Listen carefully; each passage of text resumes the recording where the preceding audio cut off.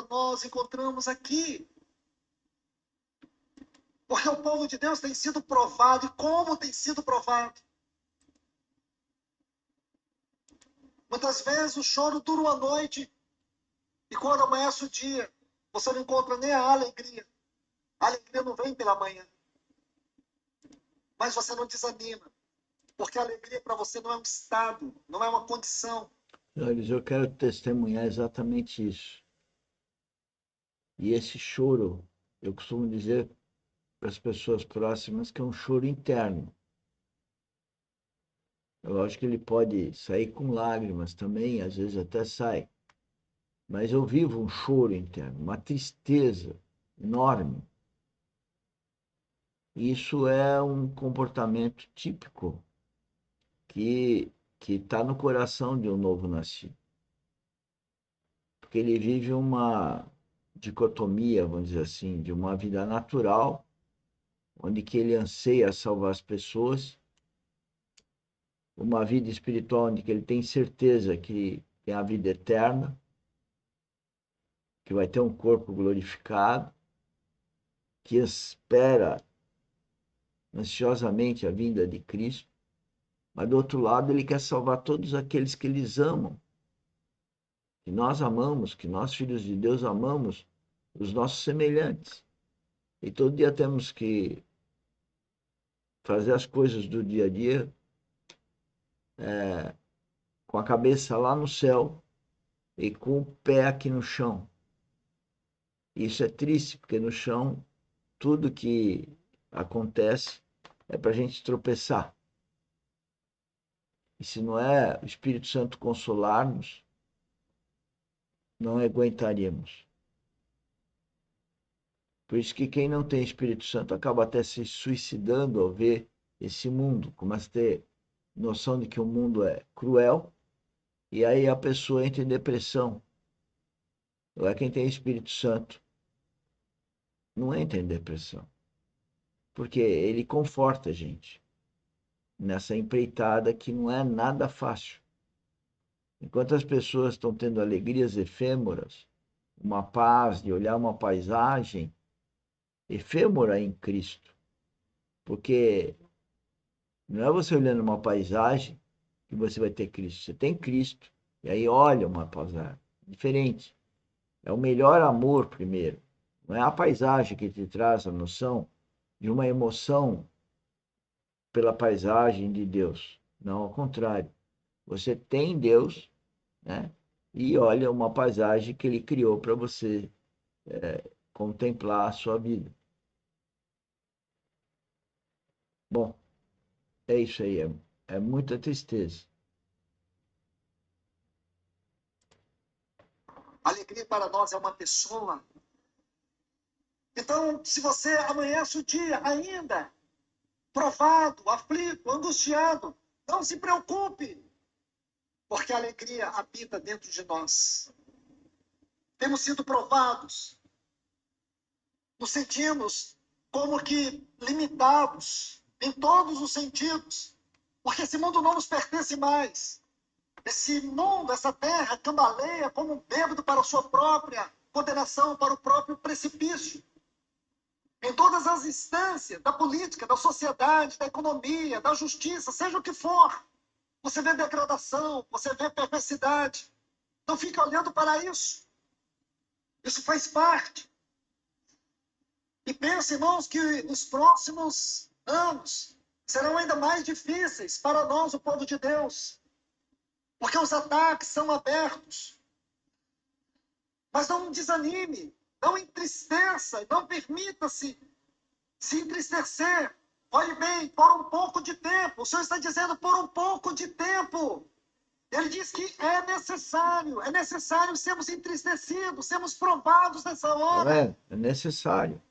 É necessário passarmos por todas essas provas. É necessário. Até porque, imagine se estivesse dando tudo certo para você. Imagine se Deus respondesse todas as suas orações. Eu quero isso, eu quero aquilo outro, eu preciso disso, Senhor, me dá isso. Imagine como um irmão que perdeu o seu filho. Ele orou 11 meses. 11 meses ele orou pelo seu filho, que era um servo de Deus junto com ele, que estava com a esposa grávida. Ele orou, e quando ao final seu filho faleceu, então ele ficou muito tempo em silêncio diante de Deus. E havia uma pergunta no coração dele: por que que o Senhor não respondeu minha oração? Por que que o Senhor não respondeu minha oração? Por que que o Senhor não demonstrou o amor dele respondendo minha oração? Aí, certo tempo, já estava bem abatido, desanimado, profundamente frustrado, porque quantos irmãos oraram, quantas comunidades oraram, e aquela terrível doença matou o seu filho, 38 anos. Deixou aquela esposa grávida. Aí um dia o Senhor respondeu para ele assim: quando foi que eu não respondi a sua oração? Você pediu para mim curar o seu filho. Eu não só curei, como eu coloquei do meu lado. Eu dei muito mais do que você pediu. Você só queria a cura. Ele não só está curado, como ele se encontra aqui do meu lado. Ai, irmãos, isso é maravilhoso demais. Isso é maravilhoso, porque as nossas orações carecem de tantas correções. Porque nós queremos a oração do nosso jeito, a oração à nossa maneira. Ele respondeu, dando a ele muito mais do que ele havia pedido. Meus irmãos, que o Senhor nos corrija nesta hora. Que o Senhor nos liberte nessa hora. Que o Senhor venha fazer uma grande obra na nossa vida. O que tem impedido que nós estejamos aos pés do Senhor? O que existe entre nós e esses sagrados pés? O que está impedindo você de partir, de se levantar? Veja que coisa mais preciosa. Chamaram Rebeca e lhe perguntaram: queres ir com este homem? Ela respondeu: irei.